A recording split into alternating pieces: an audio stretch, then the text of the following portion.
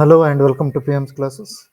ಈ ಒಂದು ವಿಡಿಯೋದ ಒಳಗಡೆ ನಾವೇನು ನೋಡೋಣ ಅಂತ ಕೇಳಿದಾಗ ಪೂರ್ತಿ ಕೋರ್ಸ್ ಏನಿದೆ ಮಾಸ್ಟರ್ ಎಕಾನಮಿ ಆ್ಯಂಡ್ ಎಕಾಲಜಿ, ಇದಕ್ಕೆ ಸಂಬಂಧಪಟ್ಟ ಹಾಗೆ ನಾನು ನಿಮಗೆ ಕೆಲವೊಂದು ಮಾಹಿತಿಗಳನ್ನು ಕೊಡ್ತಾ ಹೋಗ್ತೀನಿ. Again master economy and ecology last ವರ್ಷ ಕೂಡ ನಾವು ಮಾಡಿದ್ವಿ 2024-25. ಸೊ ಅದರಿಂದ ಭಾಳಷ್ಟು ಜನ KS ಎಕ್ಸಾಮನ್ನು ಏನು ಬರೆದಿದ್ದಾರೆ ಮತ್ತು UPSC ಏನು ಎಕ್ಸಾಮ್ ಬರೆದಿದ್ದಾರೆ ಅವರಿಗೆ ಭಾಳಷ್ಟು ಜನಕ್ಕೆ ಹೆಲ್ಪ್ ಆಗಿದೆ. ಸೊ ಅದೇ ಕಾರಣಕ್ಕಾಗಿ ಈ ವರ್ಷ ಕೂಡ ಅದೇ ರೀತಿಯಾಗಿ 2025-26 ಒಂದು ಮಾಸ್ಟರ್ ಎಕಾನಮಿ ಮತ್ತು ಎಕಾಲಜಿಯ ಒಂದು ಪರ್ಟಿಕ್ಯುಲರ್ ಆದಂಥ ಕ್ಲಾಸನ್ನು ಮಾಡೋದಕ್ಕೆ ಸೊ ಎಲ್ಲರೂ ಬೇಡಿಕೆಯನ್ನು ಇಟ್ಟಿದ್ರೆ, ಆ ಕಾರಣಕ್ಕಾಗಿ ಈ ಪರ್ಟಿಕ್ಯುಲರ್ ಆದಂಥ ಒಂದು ಕೋರ್ಸನ್ನು ನಿಮ್ಮ ಮುಂದೆ ತರ್ತಾ ಇದ್ದೀವಿ.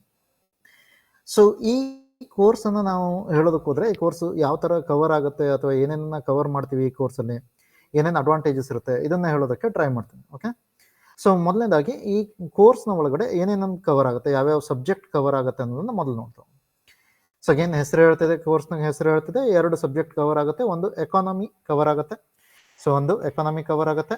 ಇನ್ನೊಂದು ಯಾವ್ದು ಕವರ್ ಆಗುತ್ತೆ, ಸೊ ಎಕಾನಮಿಯ ಜೊತೆಯಲ್ಲಿ ಮತ್ತೊಂದು ಯಾವ್ದು ಕವರ್ ಆಗುತ್ತೆ ಅಂತ ಕೇಳಿದಾಗ ಎಕಾಲಜಿ ಕವರ್ ಆಗುತ್ತೆ. ಓಕೆ, ಸೊ ಇದು 2 ಕವರ್ ಆಗೋದು. ಈಗ ಎಕಾನಮಿ ಮತ್ತು ಎಕಾಲಜಿ ಇದು 2ಅನ್ನು ನಾವೇನಾದರೂ ನೋಡ್ತೀವಿ ಅಂತಂದರೆ, 2ರಲ್ಲಿಯೂ ಕೂಡ ನಮಗೇನು ಕಾಣುತ್ತೆ, ಅತಿ ಹೆಚ್ಚಿನ ಪ್ರಶ್ನೆಗಳನ್ನು ಇತ್ತೀಚಿನ ದಿನಗಳಲ್ಲಿ ಬೇರೆ ಬೇರೆ ಜಿ ಕೆ ಯಾವ್ಯಾವ ಪ್ರಶ್ನೆ ಪತ್ರಿಕೆಗಳನ್ನ ಹೊಂದಿರುವಂಥ ಸೊ ಒಂದು ಟೆಸ್ಟ್ ಇದೆ, ಅದೆಲ್ಲದರಲ್ಲಿಯೂ ಕೂಡ ಎಕಾನಮಿ ಮತ್ತು ಎಕಾಲಜಿಗೆ ಸಂಬಂಧಪಟ್ಟಂಥ ಪ್ರಶ್ನೆಗಳು ಜಾಸ್ತಿ ಬರ್ತಾ ಇದೆ. ಸೊ ಆ ಕಾರಣಕ್ಕಾಗಿ ಅದರಲ್ಲಿಯೂ ಕೂಡ ನೀವೇನಾದರೂ UPSCಯ ಕ್ವಶನ್ ಪೇಪರನ್ನು ನೋಡೋದಕ್ಕೆ ಹೋದರೆ ಅಲ್ಲೇನು ಕಾಣ್ತದೆ, ಎಕಾನಮಿ ಸೆಕ್ಷನ್ನ ಒಳಗಡೆ ಈಸಿ ಪ್ರಶ್ನೆಗಳು ಕಾನ್ಸೆಪ್ಟ್ನ ಆಧಾರದ ಮೇಲೆ ಕೇಳ್ತಾ ಇರೋದನ್ನು ನೋಡ್ತಾ ಇದ್ರೆ, ಎಕಾಲಜಿಯ ಮೇಲೆ ಫ್ಯಾಕ್ಚುಯಲ್ ಆಧಾರದ ಪ್ರಶ್ನೆಗಳನ್ನು ಕೇಳ್ತಾ ಇರೋದನ್ನು ಅಬ್ಸರ್ವ್ ಮಾಡ್ತೀವಿ. ಓಕೆ, ಇದು UPSC ಇದಾಯಿತು. ಇವನ್ KPSCಯಲ್ಲಿಯೂ ಕೂಡ ಅದೇ ಟ್ರೆಂಡನ್ನು, UPSC ಏನು ಟ್ರೆಂಡನ್ನು ಫಾಲೋ ಮಾಡ್ತಿದೆ ಅದನ್ನೇ ಏನು ಮಾಡ್ತಿದ್ದಾರೆ KPSC ಅವರು ಕೂಡ ಫಾಲೋ ಮಾಡ್ತಿರೋದನ್ನು ನೋಡ್ತೀರ.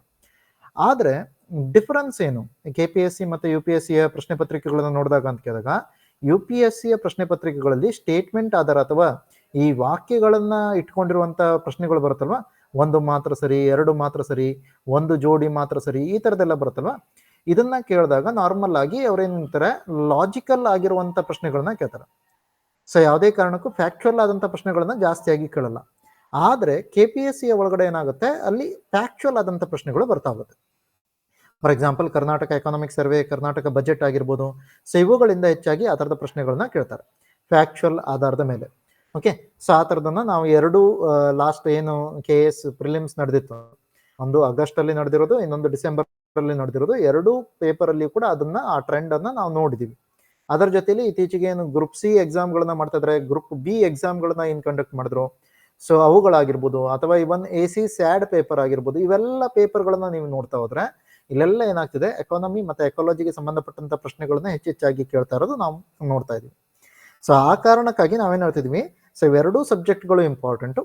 ಇವೆರಡೂ ಸಬ್ಜೆಕ್ಟ್ಗಳಿಗೆ ಸಂಬಂಧಪಟ್ಟ ಹಾಗೆ ಸೊ ಈಗ ಸದ್ಯದಲ್ಲಿ ನಾನು ರಿಸೋರ್ಸ್ ಪರ್ಸನ್ ಆಗಿ ಇಲ್ಲಿ ಇರೋದ್ರಿಂದಾಗಿ ಸೊ ನೀವು ಇದರ ಹೆಲ್ಪನ್ನು ತಗೊಳ್ಬೋದು ಅನ್ನೋ ಕಾರಣಕ್ಕಾಗಿ ಇದನ್ನ ಮಾಡ್ತಾ ಇದ್ದೀವಿ. ಓಕೆ, ಸೊ ಎಕಾನಮಿ ಮತ್ತು ಎಕಾಲಜಿಗೆ ಸಂಬಂಧಪಟ್ಟ ಹಾಗೆ ಮೊದಲನೇದಾಗಿ ಎಕಾನಮಿಗೆ ಸಂಬಂಧಪಟ್ಟ ಹಾಗೆ ನಾವು ನೋಡ್ತಾ ಹೋದ್ರೆ, ಎಕಾನಮಿಯಲ್ಲಿ ನಾನೇನು ಮಾಡ್ತೀನಿ, ಸೊ ಈ ಪೂರ್ತಿ ಇನ್ಡೆಪ್ತ್ ಅನಾಲಿಸಿಸ್ ಅನ್ನು ಕಾನ್ಸೆಪ್ಟ್ಗೆ ಸಂಬಂಧಪಟ್ಟ ಹಾಗೆ ಏನೇನು ಕಾನ್ಸೆಪ್ಚುಯಲ್ ಕ್ಲಾರಿಟಿ ಬೇಕೋ ಅವೆಲ್ಲವುಗಳನ್ನ ನೀಟಾಗಿ ಹೇಳುವಂಥ ಪ್ರಯತ್ನ ಮಾಡ್ತೀನಿ. ಅಗೇನ್ ಇವೆಲ್ಲ ಕೋರ್ಸ್ಗಳು ಬೈಲಿಂಗ್ವಲ್ ಆಗಿರುತ್ತೆ. ಬೈಲಿಂಗ್ವಲ್ ಅಂದ್ರೆ ಏನು, ಕನ್ನಡ ಮತ್ತು ಇಂಗ್ಲೀಷ್ ಎರಡರಲ್ಲೂ ಇರುತ್ತೆ. ಸೊ ಅಂದ್ರೆ ಮಿಕ್ಸ್ಚರ್ ಆಗಿರುತ್ತೆ. ಸೊ ಅಗೇನ್ ನೆನಪಲ್ಲಿರಲಿ, ಸೊ ಈ ಥರ ಮಿಕ್ಸ್ ಮಾಡಬೇಕಾದ್ರೆ, ಬ್ಲೆಂಡ್ ಮಾಡಬೇಕಾದ್ರೆ ನಾರ್ಮಲ್ ಆಗಿ ಎಲ್ಲೇನಾಗುತ್ತೆ, ಕೆಲವೊಂದು ಸಂದರ್ಭದಲ್ಲಿ ಇಂಗ್ಲೀಷ್ ಜಾಸ್ತಿ ಆಗ್ಬೋದು, ಕನ್ನಡ ಜಾಸ್ತಿ ಆಗ್ಬೋದು. ಸೊ ಇದು ಯಾವುದೇ ಕಾರಣಕ್ಕೆ ನಿಮಗೆ ಪ್ರಾಬ್ಲಮ್ ಆಗಬಾರ್ದು. ನಾನೇನಾದರೂ ಇಂಗ್ಲೀಷ್ ಬಳಸಿದ್ದೀನಿ ಅಂದ್ರೂ ಕೂಡ ಬಹಳ ಸಿಂಪಲ್ ಆದಂಥ ಇಂಗ್ಲೀಷನ್ನೇ ಬಳಸ್ತೀನಿ. ನಾನೇನಾದರೂ ಕನ್ನಡವನ್ನು ಬಳಸಿದ್ದೀನಿ ಅಂದ್ರೂ ಕೂಡ ಅದನ್ನು ಅರ್ಥ ಆಗುವಂಥ ಒಂದು ಎಕ್ಸಾಂಪಲನ್ನು ಕೊಡೋದಕ್ಕಾಗಿ ಬಳಸಿದ್ದೀನಿ ಹೊರತು, ಸೊ ಅಲ್ಲಿ ಏನು ಮಾಡೋದಕ್ಕೆ ಹೋಗಿಲ್ಲ, ನಾನು ವಾಕ್ಯಗಳ ಆಧಾರದ ಮೇಲೆ ನಿಮಗೆ ಒಂದಿಷ್ಟು ವ್ಯಾಖ್ಯಾನಗಳನ್ನ, ಡೆಫಿನೇಷನ್ಸನ್ನು ಬರ್ಸ್ಕೊಳ್ಳೋದಕ್ಕೆ ಹೋಗ್ತಾ ಇಲ್ಲ. ಸೊ ಆ ಕಾರಣಕ್ಕಾಗಿ ನಿಮ್ಗೆ ಇಲ್ಲೇನು ಈ ಒಂದು ಕೋರ್ಸ್ನ ಒಳಗಡೆ ನೀವೇನಾದರೂ ಅರ್ಥ ಮಾಡ್ಕೋಬೇಕು ಅಂತಂದ್ರೆ ಅದರಲ್ಲಿ ನೀವು ನೋಟ್ಸನ್ನು ಬಹಳ ಚೆನ್ನಾಗಿ ಮಾಡ್ಕೋತೀರಾ ಆ ಥರದಲ್ಲ. ಅದರ ಬದಲಾಗಿ ಏನು, ಇಲ್ಲಿ ಕಾನ್ಸೆಪ್ಟನ್ನು ನಾವು ಕರೆಕ್ಟಾಗಿ ಅರ್ಥ ಮಾಡ್ಕೋತೀವ. ಸೊ ಒಂದು ಸಲ ಈ ಕೋರ್ಸನ್ನು ನೀವು ಕೇಳಿದ ನಂತರ, ಕಾನ್ಸೆಪ್ಟನ್ನು ಅರ್ಥ ಮಾಡ್ಕೊಂಡ ನಂತರ ನಿಮ್ಗೆ ಏನಿರುತ್ತೆ ಆಪ್ಷನ್ನು, ನೀವು ರೆಫರೆನ್ಸ್ ಬುಕ್ಕನ್ನು ಓದಬೇಕಾದ್ರೆ ನೀವು ಅವಾಗ ಏನು ಮಾಡ್ಬೋದು, ನಿಮ್ಮ ವೊಕ್ಯಾಬುಲರಿಯನ್ನು ಜಾಸ್ತಿ ಮಾಡ್ಕೋತ ಹೋಗ್ಬೋದು. ಅಂದರೆ ನಿಮ್ಗೆ ಏನು ಗ್ರಾಂಥಿಕವಾದಂಥ ಹಿಡಿತಾ ಇದೆ ಆ ಸಬ್ಜೆಕ್ಟ್ನ ಮೇಲೆ, ಅದನ್ನ ನೀವು ನಂತರದಲ್ಲಿ ಜಾಸ್ತಿ ಮಾಡ್ಬೋದು. ಆದರೆ ಈ ಕೋರ್ಸನ್ನು ನೀವು ಕೇಳಬೇಕಾದ್ರೆ ನಿಮ್ಗೆ ಏನಿರುತ್ತೆ, ಕಾನ್ಸೆಪ್ಚುಯಲ್ ಕ್ಲಾರಿಟಿ, ಅಂದರೆ ಆ ಈಸಿಯಾಗಿ ಸರಳವಾಗಿ ನಾವು ಹೇಗೆ ಒಂದು ಪರ್ಟಿಕ್ಯುಲರ್ ಆದಂಥ ಕಾನ್ಸೆಪ್ಟನ್ನು, ಪರಿಕಲ್ಪನೆಯನ್ನು ಅರ್ಥ ಮಾಡ್ಕೋಬೋದು. ಸೊ ಅದನ್ನು ನೋಡ್ತಾ ಹೋಗ್ಬೇಕು. ಸೊ ಆ ಕಾರಣಕ್ಕಾಗಿ ಎಕಾನಮಿ, ಎಕಾಲಜಿ ಎರಡಕ್ಕೂ ಸಂಬಂಧಪಟ್ಟ ಹಾಗೆ ಸ್ಟ್ಯಾಟಿಕ್ ಪೋರ್ಷನ್ನ ಕವರ್ ಮಾಡ್ತೀವಿ. ಇನ್ನು ಎಕಾನಮಿಯ ಒಳಗಡೆ ಇವು ಎರಡು ಬಹಳ ಬಹಳ ಪ್ರಮುಖವಾದಂತಹ ಒಂದು ಡಾಕ್ಯುಮೆಂಟ್ ಅಂತ ಕರಿತೀವಿ. ಸೊ ಯಾವುದದು ಎಕಾನಾಮಿಕ್ ಸರ್ವೆ ಆಗಿರ್ಬೋದು, ಅದೇ ರೀತಿಯಲ್ಲಿ ಬಜೆಟ್ ಆಗಿರ್ಬೋದು. ಸೊ ಇವೆರಡು ಡಾಕ್ಯುಮೆಂಟ್ಗಳು ಬಹಳ ಬಹಳ ಪ್ರಮುಖ. ಅದರಲ್ಲಿಯೂ ಕೂಡ ನಾವೀಗ UPSC ಮತ್ತು KPSC ಎರಡನ್ನೂ ಇಂಟಿಗ್ರೇಟೆಡ್ ಆಗಿ ನಾವು ಈ ಒಂದು ಇಂಟಿಗ್ರೇಟೆಡ್ ಅಪ್ರೋಚ್ನ ಒಳಗಡೆ ಎರಡಕ್ಕೂ ಕೂಡ ರೆಡಿ ಆಗ್ತಾ ಇರೋದ್ರಿಂದಾಗಿ ನಮಗೆ ಸಿಲೆಬಸ್ ಜಾಸ್ತಿ ಆಗುತ್ತೆ. ಇಲ್ಲಿ ಎಕಾನಾಮಿಕ್ ಸರ್ವೆ ಮತ್ತು ಬಜೆಟ್ನ ಸಿಲೆಬಸ್ ಜಾಸ್ತಿ ಆಗುತ್ತೆ. ಹೇಗೆ ಜಾಸ್ತಿ ಆಗುತ್ತೆ ಅಂತ ಹೇಳ್ತಿದ್ದೀನಿ, ಅಥವಾ ಯಾಕೆ ಜಾಸ್ತಿ ಆಗುತ್ತೆ ಅಂತ ಹೇಳ್ತಿದ್ದೀನಿ ಅಂತ ಕೇಳಿದ್ರೆ, ಒಂದು ಕಡೆ ನಮ್ಗೆ ಏನ್ ಮಾಡ್ಬೇಕಾಗತ್ತೆ, ಕರ್ನಾಟಕ ಎಕಾನಾಮಿಕ್ ಸರ್ವೆಯನ್ನು ಕೂಡ ಮಾಡ್ಬೇಕಾಗತ್ತೆ, ಕರ್ನಾಟಕ ಬಜೆಟ್ ಅನ್ನು ಕೂಡ ಮಾಡ್ಬೇಕಾಗತ್ತೆ, ಅದೇ ರೀತಿಯಲ್ಲಿ ಇಂಡಿಯನ್ ಎಕಾನಾಮಿಕ್ ಸರ್ವೆ ಮತ್ತೆ ಇಂಡಿಯನ್ ಬಜೆಟ್ ಅನ್ನು ಕೂಡ ಮಾಡ್ಬೇಕಾಗುತ್ತೆ. ಎರಡನ್ನೂ ದೃಷ್ಟಿಕೋನದಲ್ಲಿ ಇಟ್ಕೊಂಡಿರೋದ್ರಿಂದಾಗಿ. ಇಲ್ಲ ನೀವು ಕೇವಲ UPSC ಸಿವಿಲ್ ಸರ್ವಿಸ್ ಎಕ್ಸಾಮಿನೇಷನ್ ಅನ್ನ ಮಾತ್ರ ತಲೆಯಲ್ಲಿ ಇಟ್ಕೊಂಡಿದ್ದೀರಾ ಅಂತಂದ್ರೆ ಆವಾಗ ನೀವೇನ್ ಮಾಡ್ಬೋದು, ಕೇವಲ ಇಂಡಿಯನ್ ಎಕನಾಮಿಕ್ ಸರ್ವೆ ಮತ್ತೆ ಇಂಡಿಯನ್ ಬಜೆಟ್ ಅನ್ನ ಮಾತ್ರ ಕೇಳ್ಬೋದು. ಸೊ ಆದ್ರೆ UPSC KPSC ಎರಡೂ ನಿಮ್ಮ ಟಾರ್ಗೆಟ್ ಆಗಿದ್ರೆ ಅವಾಗ ನೀವೇನ್ ಮಾಡ್ಬೇಕಾಗತ್ತೆ, ಎರಡನ್ನು ಕೂಡ ನೋಡ್ಬೇಕಾಗುತ್ತೆ. ಕರ್ನಾಟಕದ ಎಕನಾಮಿಕ್ ಸರ್ವೆ ಮತ್ತೆ ಬಜೆಟ್ ಅನ್ನ, ಅದೇ ರೀತಿಯಲ್ಲಿ ಭಾರತದ ಎಕನಾಮಿಕ್ ಸರ್ವೆ ಮತ್ತೆ ಬಜೆಟ್ ಎರಡನ್ನು ಕೂಡ ನೋಡ್ಬೇಕಾಗುತ್ತೆ.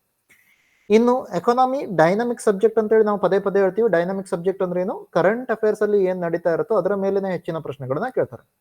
ಸೊ ಆ ಕಾರಣಕ್ಕಾಗಿ ಕರೆಂಟ್ ಅಫೇರ್ಸ್ ಕೂಡ ಬಹಳ ಪ್ರಮುಖ ಇಲ್ಲಿ. ಇದನ್ನ ನಾನೇನ್ ಮಾಡ್ತಾ ಇದ್ದೀನಿ ಅಂತ ಕೇಳಿದಾಗ, ಈ ಸಲ ಹಿಂದಿನ ಸಲ ನಾವು ಇದನ್ನ ಮಾಡೋದಕ್ಕಾಗಿರ್ಲಿಲ್ಲ, ಆದ್ರೆ ಈ ಸಲ ಏನ್ ಮಾಡ್ತೀವಿ, ಕರೆಂಟ್ ಅಫೇರ್ಸ್ ಅನ್ನ ಅಂತ ಕೇಳಿದಾಗ ಮಂತ್ಲಿ ಬೇಸಿಸ್ ಅಲ್ಲಿ ಮಾಡೋದಕ್ಕೆ ಟ್ರೈ ಮಾಡ್ತೀವಿ. ಮಂತ್ಲಿ ಬೇಸಿಸ್ ಅಲ್ಲಿ ಒಂದು ತಿಂಗಳಲ್ಲಿ ಆ ತಿಂಗಳಲ್ಲಿ ಏನೇನ್ ನಡೆದಿದೆ ಕರೆಂಟ್ ಅಫೇರ್ಸ್ ಎಕಾನಮಿಗೆ ಸಂಬಂಧಪಟ್ಟ ಹಾಗೆ ನಾರ್ಮಲ್ ಆಗಿ ನಾನಿಲ್ಲಿ ಏನ್ ಮಾಡ್ತೀನಿ ಅಂತ ಕೇಳಿದಾಗ, ದ ಹಿಂದೂನ ಒಂದು ಪರ್ಟಿಕ್ಯುಲರ್ ಆದಂತ ಇದು ಬರುತ್ತೆ, ಬಿಸ್ನೆಸ್ ಲೈನ್ ಅಂತ ಹೇಳ್ಕೊಂಡು ಆ ಒಂದು ನ್ಯೂಸ್ ಪೇಪರ್ನ ಆರ್ಟಿಕಲ್ ಗಳನ್ನ ಯೂಸ್ ಮಾಡ್ಕೊಂಡು ನಾವು ಏನ್ ಮಾಡೋಣ, ಕರೆಂಟ್ ಅಫೇರ್ಸ್ ಅನ್ನ ಮಾಡ್ತಾ ಹೋಗೋಣ. ಎಕಾನಮಿಗೆ ಸಂಬಂಧಪಟ್ಟಂತ ಕರೆಂಟ್ ಅಫೇರ್ಸ್ ಗಳನ್ನ ಮಾಡ್ಬೇಕಾದ್ರೆ, ಅಪಾರ್ಟ್ ಫ್ರಮ್ ದಟ್ ಅಕಸ್ಮಾತ್ ಆಗಿ ಅಲ್ಲೇನಾದ್ರೂ ನಾವು ಸ್ಕೀಮ್ಗಳ ಬಗ್ಗೆ ಈ ತರದೆಲ್ಲ ಚರ್ಚೆ ಮಾಡ್ತಿದ್ವಿ ಅಂದ್ರೆ ಯೋಜನಾ ಮ್ಯಾಗಝಿನ್ ಕೂಡ ಯೂಸ್ ಮಾಡೋದಕ್ಕೆ ಟ್ರೈ ಮಾಡ್ತೀವಿ. ಸೊ ಕೆಲವೊಂದು ಕಾನ್ಸೆಪ್ಚುಯಲ್ ಕ್ಲಾರಿಟಿಯನ್ನ ನಾವು ಮೇನ್ಸ್ ಆಸ್ಪೆಕ್ಟ್ಸ್ಗೆ ಸಂಬಂಧಪಟ್ಟ ಹಾಗೆ ಪಡ್ಕೋಬೇಕು ಅಂತಂದ್ರೆ ಆವಾಗ ಕುರುಕ್ಷೇತ್ರದಂತ ಮ್ಯಾಗಝಿನ್ ಅನ್ನು ಕೂಡ ಯೂಸ್ ಮಾಡ್ತೀವಿ. ಯೋಜನಾ, ಕುರುಕ್ಷೇತ್ರ ಇದೆರಡನ್ನ ನಾವು ಓದ್ತೀವಿ. ಅದನ್ನ ಯಾವ ತರ ಮಾಡ್ತೀವಿ ಅಂತ ಕೇಳಿದಾಗ, ಸೊ ಅದು ನಮ್ಗೆ ಯಾವ ರೀತಿಯಲ್ಲಿ ಈ ಪರ್ಟಿಕ್ಯುಲರ್ ಆದಂತ ಪೋರ್ಷನ್ಗೆ ಅಂದ್ರೆ ಎಕಾನಮಿ ಪೋರ್ಷನ್ಗೆ ಹೆಲ್ಪ್ ಮಾಡುತ್ತೆ. ಸೊ ಅದರ ಆಧಾರದ ಮೇಲೆ ಮಾಡ್ತೀವಿ. ಅಗೇನ್ ಎಕಾನಮಿ ಪೋರ್ಷನ್ಗೆ ಹೆಲ್ಪ್ ಮಾಡುತ್ತೆ ಅಂದ್ರೆ ಕೆಲವೊಂದು ಸಂದರ್ಭದಲ್ಲಿ ರೂರಲ್ ಡೆವಲಪ್ಮೆಂಟ್ಗೆ ಕೂಡ ಹೆಲ್ಪ್ ಮಾಡೋ ತರ ತಗೋತೀವಿ. ನೆಕ್ಸ್ಟ್ ಎಕಾಲಜಿಯ ಒಳಗಡೆನೂ ಕೂಡ ನಾವೇನ್ ಮಾಡ್ತೀವಿ, ಸ್ಟ್ಯಾಟಿಕ್ ಪೋರ್ಷನ್ ಅನ್ನ ಕವರ್ ಮಾಡ್ತೀವಿ. ಸ್ಟ್ಯಾಟಿಕ್ ಪೋರ್ಷನ್ ಅಲ್ಲಿ ಇನ್ ಡೆಪ್ತ್ ಅನಾಲಿಸಿಸ್ ಮಾಡೋಣ. ಅದರ ಒಳಗಡೆ ಏನೇನು ಬೇರೆ ಬೇರೆ ಎಕ್ಸಾಂಪಲ್ಸ್ ಇದೆ, ಬೇರೆ ಬೇರೆ ಟೈಪ್ಸ್ ಆಫ್ ಎಕ್ಸಾಂಪಲ್ಸ್ ಇದೆ, ಅವುಗಳನ್ನು ಕೂಡ ನೋಡ್ತಾ ಹೋಗೋಣ. ಅವೆಲ್ಲಗಳನ್ನು ನೋಡ್ತಾ ಹೋಗ್ತೀವಿ. ಅದರ ಜೊತೆಯಲ್ಲಿ ಮತ್ತೇನ್ ಮಾಡ್ತೀವಿ, ಇವನ್ ಎಕಾಲಜಿ ಒಳಗಡೆನೂ ಕೂಡ ಅದು ಕೂಡ ಡೈನಮಿಕ್ ಸಬ್ಜೆಕ್ಟ್ ಆಗಿರೋದ್ರಿಂದಾಗಿ ಕರೆಂಟ್ ಅಫೇರ್ಸ್ ಅನ್ನ ಕವರ್ ಮಾಡ್ತಾ ಹೋಗ್ತೀವಿ.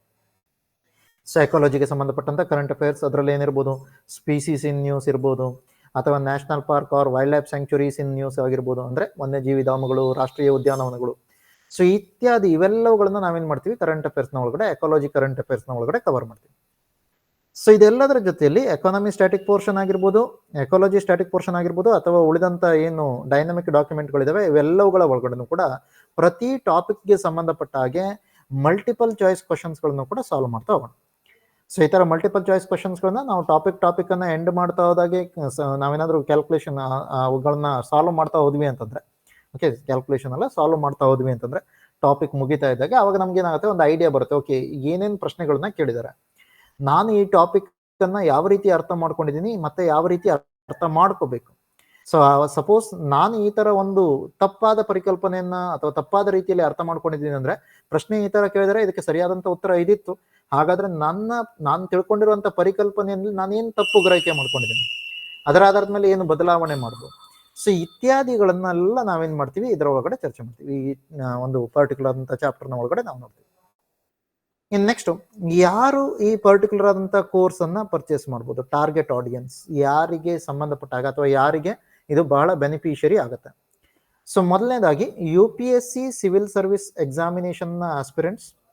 ಸೊ ಅಂದ್ರೆ IAS IPS ಎಕ್ಸಾಮ್ ಅಂತ ಹೇಳಿ ಏನ್ ಕರಿತಿರಲ್ಲ, ಆ ತರ UPSC ಸಿವಿಲ್ ಸರ್ವಿಸ್ ಎಕ್ಸಾಮಿನೇಷನ್ಗೆ ಸಂಬಂಧಪಟ್ಟಾಗಿ ನೀವೇನಾದ್ರೂ ಪ್ರಿಪರೇಷನ್ ಮಾಡ್ತಾ ಇದ್ರೆ ಅವರಿಗೆ ಹೆಲ್ಪ್ ಆಗುತ್ತೆ. ಸೊ ಮತ್ತೆ ಯಾರಿಗೆ ಹೆಲ್ಪ್ ಆಗುತ್ತೆ, KPSC ಗೆಜೆಟೆಡ್ ಪ್ರೊಬೇಷನರ್ಸ್ಗೆ ಸಂಬಂಧಪಟ್ಟಾಗಿ ನೀವೇನಾದ್ರು ಕೆಲಸ ಮಾಡ್ತಿದ್ರೆ, ಅಥವಾ ಸೊ ಗೆಜೆಟೆಡ್ ಪ್ರೊಬೇಷನರ್ಸ್ಗೆ ಸಂಬಂಧಪಟ್ಟಾಗಿ ನೀವೇನಾದ್ರೂ ಪ್ರಿಪರೇಷನ್ ಮಾಡ್ತಾ ಇದ್ರೆ, ಓಕೆ, KPSC ಗೆಜೆಟೆಡ್ ಪ್ರೊಬೇಷನರ್ಸ್ ಅಂದ್ರೆ KAS ಎಕ್ಸಾಮ್ಗೆ ಸಂಬಂಧಪಟ್ಟಾಗಿ ನೋಡ್ತೀರಾ. ಅದೇ ರೀತಿಯಲ್ಲಿ KPSC ಇನ್ನು ಉಳಿದಂತ ಎಕ್ಸಾಮ್ಗಳಿಗೆ, KPSC ಇನ್ನುಳಿದಂತ ಎಕ್ಸಾಮ್ಗಳು ಅಂತಂದ್ರೆ ಏನಾಗಿರ್ಬೋದು, ಅದರಲ್ಲಿ FDA SDA ಏನಂತ ಎಕ್ಸಾಮ್ ಬರ್ಬೋದು, ಗ್ರೂಪ್ B, ಮತ್ತೆ ಇತ್ತೀಚಿನ ದಿನದಲ್ಲಿ ಹೆಚ್ಚಾಗಿ ನಮ್ಗೆ ನೋಡ್ತೀವಿ ಗ್ರೂಪ್ C ಎಕ್ಸಾಮ್ಗಳನ್ನ ನೋಡ್ತೀವಿ. ಓಕೆ, ಗ್ರೂಪ್ ಸಿ ಎಕ್ಸಾಮ್ಗಳಾಗಿರ್ಬೋದು, ಇವೆಲ್ಲದರಲ್ಲಿ ಏನಾಗ್ತದೆ, ಡಿಫಿಕಲ್ಟಿ ಲೆವೆಲ್ ಜಾಸ್ತಿ ಬರ್ತಾ ಇರೋದನ್ನ ನೋಡ್ತಿದ್ರು. ಸ್ಟೇಟ್ಮೆಂಟ್ಗೆ ಆಧಾರದ ಮೇಲೆ ಪ್ರಶ್ನೆಗಳು ಬರ್ತಾ ಇರೋದನ್ನ ನೋಡ್ತಿದ್ರು. ಓಕೆ, ಸೊ ಅವುಗಳನ್ನು ನಾವೇನ್ ನೋಡ್ತೀವಿ, KPSC ಇನ್ನುಳಿದಂತ ಎಕ್ಸಾಮ್ಗಳಿಗೆ ಸಂಬಂಧಪಟ್ಟಾಗಿ ನೋಡ್ತೀವಿ. ಅಗೇನ್ KPSC ಅಂತಂದ್ರೆ KE ಬೇರೆ ಅಂತ ಹೇಳಲ್ಲ, KE ಕೂಡ ಇದರೊಳಗಡೆ ತಗೋಬಹುದು. KEಗೆ ಸಂಬಂಧಪಟ್ಟಂತ ಪ್ರಶ್ನೆ ಪತ್ರಿಕೆಗಳನ್ನು ಕೂಡ ಅದರೊಳಗಡೆ ನೋಡ್ಬೋದು. ಇನ್ನುಳಿದಂತ ಯಾವುದೇ ಪ್ರಶ್ನೆ ಪತ್ರಿಕೆಗಳು, ಯಾವುದೇ ಪರೀಕ್ಷೆಗಳು ಎಲ್ಲಿ GS ಒಂದು ಭಾಗವಾಗಿದೆಯೋ, ಜನರಲ್ ಸ್ಟಡೀಸ್ ಒಂದು ಭಾಗವಾಗಿದ್ರೆ ಅಂತ ಒಂದು ಪತ್ರಿಕೆಗಳನ್ನ ಅಥವಾ ಅಂತ ಒಂದು ಪರೀಕ್ಷೆಗಳಿಗೆ ಸಂಬಂಧಪಟ್ಟ ಹಾಗೆ ಕೂಡ ನಾವೇನ್ ಮಾಡ್ತೀವಿ, ಸೊ ಈ ಒಂದು ಪರ್ಟಿಕ್ಯುಲರ್ ಆದಂತ ಸಬ್ಜೆಕ್ಟ್ ಅಥವಾ ಈ ಒಂದು ಪರ್ಟಿಕ್ಯುಲರ್ ಆದಂತ ಕೋರ್ಸ್ನ ಒಳಗಡೆ ಅವುಗಳಿಗೆ ಸಂಬಂಧಪಟ್ಟಂತದನ್ನು ಕೂಡ ನಾವು ನೋಡ್ತಾ ಹೋಗ್ತೀವಿ. ಸೊ ಇವೆಲ್ಲದಕ್ಕೆ ಸಂಬಂಧಪಟ್ಟಾಗ ನೀವೇನಾದ್ರೂ ಪ್ರಿಪರೇಷನ್ ಮಾಡ್ತಾ ಇದ್ರೆ ಈ ಒಂದು ಕೋರ್ಸ್ ನಿಮ್ಗೆ ಏನಾಗುತ್ತೆ, ಸೊ ಬಹಳ ಹೆಲ್ಪ್ಫುಲ್ ಆಗುತ್ತೆ ನೆನಪಲ್ಲಿ. ಓಕೆ, ಸೊ ಹಾಗಾದ್ರೆ ಈ ಒಂದು ಕೋರ್ಸ್ನಿಂದ ಏನೇನು ಅಡ್ವಾಂಟೇಜಸ್ ಸಿಗುತ್ತೆ ನಿಮಗೆ? ಒಂದು, ಕಾನ್ಸೆಪ್ಚುಯಲ್ ಕ್ಲಾರಿಟಿ, ನೀಟಾಗಿ ಅರ್ಥ ಮಾಡಿಸ್ಕೊಡ್ತೀನಿ ಅನ್ನೋದು ನನ್ನ ಒಂದು ಪರ್ಟಿಕ್ಯುಲರ್ ಆದಂತಹ ಆಶ್ವಾಸನೆ. ನಾನು ಇಲ್ಲಿ ತನಕ ಅರ್ಥ ಮಾಡಿಸ್ಕೊಟ್ಟಿದ್ದೀನಿ ಎಲ್ಲರಿಗೂ, ನಿಮಗೂ ಕೂಡ ಅರ್ಥ ಮಾಡಿಸ್ಕೊಡ್ತೀನಿ ನಾನು. ಓಕೆ, ಕಾನ್ಸೆಪ್ಚುಯಲ್ ಕ್ಲಾರಿಟಿ, ಎರಡು ಸಬ್ಜೆಕ್ಟ್ಗೆ ಸಂಬಂಧಪಟ್ಟ ಹಾಗೆ ಸೊ ನೀಟಾಗಿ ನಿಮ್ಗೆ ಎಲ್ಲ ಪರಿಕಲ್ಪನೆಗಳನ್ನ ಅರ್ಥೈಸಿಕೊಡಿಸೋದು ಅದು ನನ್ನ ಕರ್ತವ್ಯ. ಇನ್ನು ಎರಡನೇದು practice questions and practice sessions. So ಇದನ್ನ ಏನ್ ಮಾಡ್ತೀವಿ, ಪ್ರತಿ ಟಾಪಿಕ್ ನ ನಂತರ ಇದನ್ನ ಮಾಡ್ತಾ ಹೋಗ್ತೀವಿ. ಪ್ರಾಕ್ಟೀಸ್ ಕ್ವಶನ್ಸ್ಗಳನ್ನ ಒಂದಿಷ್ಟನ್ನ ನಾನು ನಿಮ್ಗೆ ಕೊಡೋದಕ್ಕೂ ಕೂಡ ಟ್ರೈ ಮಾಡ್ತೀನಿ, ಅದೇ ರೀತಿಯಲ್ಲಿ ಕ್ಲಾಸಲ್ಲಿ ಡಿಸ್ಕಷನ್ ಕೂಡ ಮಾಡ್ತೀನಿ. ಸೊ ಈ ತರ ಮಾಡಿದಾಗ ನಮ್ಗೆ ಏನಾಗುತ್ತೆ, ಓಕೆ, ಹಳೆಯ ಪ್ರಶ್ನೆ ಪತ್ರಿಕೆಗಳಲ್ಲಿ ಏನು ಪ್ರಶ್ನೆಗಳನ್ನ ಕೇಳಿದ್ರು ಅದರ ಆಧಾರದ ಮೇಲೆ ನಾವು ಹೇಗೆ ಪ್ರಿಪರೇಷನ್ ಮಾಡಬೇಕು, ಸೊ ಅವುಗಳನ್ನ ನಾವು ಅರ್ಥ ಮಾಡ್ಕೊಳ್ಳೋದು ಈಸಿ ಆಗುತ್ತೆ. ಮತ್ತೆ ಪ್ರಶ್ನೆಗಳು ಯಾವ ತರ ಕೇಳಿದಾರೆ ಅಂತಂದಾಗ ನಿಮ್ಗೆ ಏನ್ ಗೊತ್ತಾಗುತ್ತೆ, ಆ ಟಾಪಿಕ್ ನ ಒಳಗಡೆ ಯಾವುದಕ್ಕೆ ವೇಟೇಜ್ ಜಾಸ್ತಿ ಇದೆ, ಯಾವುದನ್ನ ನೀವು ಹೆಚ್ಚಾಗಿ ರಿವಿಷನ್ ಮಾಡಬೇಕು, ಇವೆಲ್ಲವುಗಳು ಕೂಡ ಗೊತ್ತಾಗ್ತಾ ಹೋಗುತ್ತೆ. ಸೊ ಅದಕ್ಕಾಗಿ practice questions and practice sessions ಅವುಗಳು ಕೂಡ ಇಂಪಾರ್ಟೆಂಟ್ ಆಗುತ್ತೆ. ಅದನ್ನ ಬಿಟ್ರೆ ಮೆಂಟರ್ಶಿಪ್. ಸೊ ಈಗ ಮೆಂಟರ್ಶಿಪ್ ಅಂತಂದ್ರೆ ನನ್ಗೇನಾಗಲ್ಲ, ರೆಗ್ಯುಲರ್ ಆಗಿ ನಿಮ್ ಜೊತೆ ಟಚ್ ಅಲ್ಲಿ ಇರೋದಕ್ಕಾಗತ್ತೆ ಅಂತ ಹೇಳೋದಕ್ಕಾಗಲ್ಲ. ಆದ್ರೆ ನಾನೇನ್ ಮಾಡ್ಬೋದು, ನೀವು ಯಾವುದೇ ರೀತಿಯ ಡೌಟ್ಸ್ಗಳು ಇದು ಎರಡು ಸಬ್ಜೆಕ್ಟ್ಗಳಿಗೆ ಸಂಬಂಧಪಟ್ಟ ಹಾಗೆ ಇದ್ರೂ ಕೂಡ ನನ್ನ ಜೊತೆ ಏನ್ ಮಾಡ್ಬೋದು, ಡಿಸ್ಕಷನ್ ಮಾಡ್ಬೋದು. ಅಕಸ್ಮಾತ್ ಆಗಿ ನಾನೇನಾದ್ರು ಕಾಲನ್ನ ಪಿಕ್ ಮಾಡಿಲ್ಲ ಅಂತಂದ್ರೆ ಅರ್ಥ ಏನು, ನಾನು ಯಾರಿಗೂ ಪಾಠ ಮಾಡ್ತಿದ್ದೀನಿ, ಬೇರೆ ಎಲ್ಲೋ ಕ್ಲಾಸ್ ಮಾಡ್ತಾ ಇದ್ದೀನಿ ಅಂತೇಳಿ ಅರ್ಥ. ಅಂತ ಸಂದರ್ಭದಲ್ಲಿ ನೀವೇನ್ ಮಾಡ್ಬೋದು, ನಮ್ಗೊಂದು ಮೆಸೇಜ್ ಅನ್ನ ಬಿಟ್ಟಿಡಿ. ಆ ಮೆಸೇಜ್ ಅನ್ನ ಇಟ್ಕೊಂಡು ನಾನೇನ್ ಮಾಡ್ತೀನಿ, ಅದರ ಆಧಾರದ ಮೇಲೆ ನಿಮ್ ಜೊತೆ ಸೊ ಡಿಸ್ಕಷನ್ ಮಾಡ್ತೀನಿ ನಂತರದಲ್ಲಿ. ಓಕೆ, ಸೊ ಇವು ಮೆಂಟರ್ಶಿಪ್ಗೆ ಸಂಬಂಧಪಟ್ಟ ಹಾಗೆ. ಇವೆಲ್ಲ ಏನೋ ಈ ಕೋರ್ಸ್ನಿಂದ ನಿಮ್ಗೆ ಏನೇನು ಅಡ್ವಾಂಟೇಜಸ್ ಸಿಗುತ್ತೆ ಅಂತ. ಓಕೆ, ಸೊ ಓವರ್ ಆಲ್ ಇಷ್ಟನ್ನ ಹೇಳೋದಕ್ಕೆ ಟ್ರೈ ಮಾಡ್ತೀನಿ. Again Shivaprasad, welcome to the session. So ಈಗ ಇವಿಷ್ಟು ನನಗೆ ಕೋರ್ಸ್ನ ಬಗ್ಗೆ ಏನೇನು ಮಾಹಿತಿಗಳನ್ನ ಕೊಡ್ಬೇಕಿತ್ತು ಅಥವಾ ಕೋರ್ಸ್ ಅಲ್ಲಿ ಏನೇನ ನಿಮ್ಗೆ ಕವರ್ ಮಾಡಿ ಕೊಡ್ತೀನಿ ಅನ್ನೋದನ್ನ ಹೇಳ್ತಾ ಇದ್ದೆ. ನಿಮ್ಗೇನಾದ್ರೂ ಸ್ಪೆಸಿಫಿಕ್ ಆಗಿ ಡೌಟ್ಸ್ಗಳಿದ್ರೆ ಕೇಳ್ಬೋದು. ನಿಮ್ಗೇನಾದ್ರೂ ಸ್ಪೆಸಿಫಿಕ್ ಆಗಿ ಡೌಟ್ಗಳಿದ್ರೆ ಕೇಳ್ಬೋದು. ಸೊ ಏನಾದರೂ ಡೌಟ್ಸ್ ಇದ್ರೆ ಕೇಳ್ಬೋದು. So if you don't have any other doubts, so we can conclude this session. ಈ ಸೆಷನ್ ಅನ್ನ ಇಲ್ಲಿಗೆ ಮುಗಿಸೋಣ. ಸೊ ಇಲ್ಲ ನಿಮ್ಗೇನಾದ್ರೂ ಡೌಟ್ಸ್ ಇದೆ ಅಂತಂದ್ರೆ ದಯವಿಟ್ಟು ಕೇಳಿ. ಓಕೆ, ಸೊ ನಾಳೆ ನಾನೇನು ಮಾಡ್ತೀನಿ, ನಿಮಗೆ ಎಕಾನಮಿ ಸಬ್ಜೆಕ್ಟ್ ಅನ್ನ ಇಂಟ್ರೊಡ್ಯೂಸ್ ಮಾಡ್ಕೊಡ್ತೀನಿ. ಅದನ್ನ ಯಾವ್ಯಾವ ಟಾಪಿಕ್ಸ್ ಅನ್ನ ನಾವು ಕವರ್ ಮಾಡ್ತೀವಿ ಅನ್ನೋದನ್ನ ಸೊ ಬ್ರೀಫ್ ಆಗಿ ಹೇಳೋದಕ್ಕೆ ಟ್ರೈ ಮಾಡ್ತೀನಿ. ನಾಡಿದ್ದು ಕ್ಲಾಸಲ್ಲಿ ನಾವೇನ್ ಮಾಡ್ತೀವಿ, ಎಕಾಲಜಿ ಸಬ್ಜೆಕ್ಟ್ ಅನ್ನ ಏನೇನು ಕವರ್ ಮಾಡ್ತೀವಿ, ಎಕಾಲಜಿಗೆ ಸಂಬಂಧಪಟ್ಟಾಗಿ ಬ್ರೀಫ್ ಮಾಡೋದಕ್ಕೆ ಟ್ರೈ ಮಾಡ್ತೀನಿ. ಅದರ ನಂತರದಿಂದ ಅಂದ್ರೆ ಆಚೆ ನಾಡಿದ್ದು ಏನ್ ಕ್ಲಾಸ್ ನಡೆಯುತ್ತೆ ಆ ಕ್ಲಾಸಿಂದ ನಾವೇನ್ ಮಾಡ್ತೀವಿ, ಆಕ್ಚುಯಲ್ ಆಗಿ ಒಂದೊಂದೇ ಟಾಪಿಕ್ಗೆ ಹೋಗ್ತೀವಿ. ಸೊ ಒಂದೊಂದು ಟಾಪಿಕ್ ಫಸ್ಟ್ ಚಾಪ್ಟರ್ ಇಂದ ಸ್ಟಾರ್ಟ್ ಮಾಡ್ತಾ ಹೋಗ್ತೀವಿ. ಎಕಾನಮಿಯನ್ನ ಫಸ್ಟ್ ಮಾಡ್ತೀವಿ, ಎಕಾನಮಿ ಮುಗಿಸಿದ ನಂತರ ಎಕಾಲಜಿಯನ್ನ ಸ್ಟಾರ್ಟ್ ಮಾಡ್ತೀವಿ. ಸೊ ಆ ತರ ನಾವೇನ್ ಮಾಡ್ತೀವಿ, ಕಂಪ್ಲೀಟ್ ಆಗಿ ಎರಡನ್ನು ಕೂಡ ಮುಗಿಸ್ತೀವಿ.